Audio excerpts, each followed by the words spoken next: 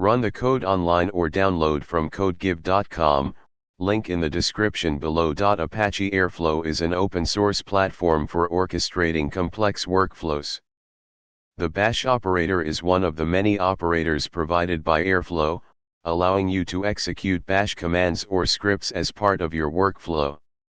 In this tutorial, we will explore how to use the bash operator to run a Python script within an Airflow DAG, directed acyclic graph. Make sure you have Apache Airflow installed. You can install it using. Let's create a simple Python script that we want to execute using the bash operator. Create a file named my_python_script.py with the following content. Now, let's create an Airflow DAG that uses the bash operator to run our Python script. Create a file named my_airflow_dag.py.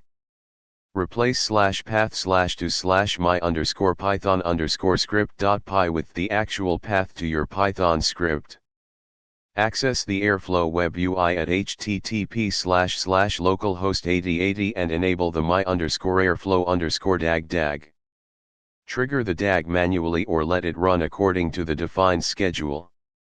Monitor the execution of the DAG and check the logs to see the output of your Python script.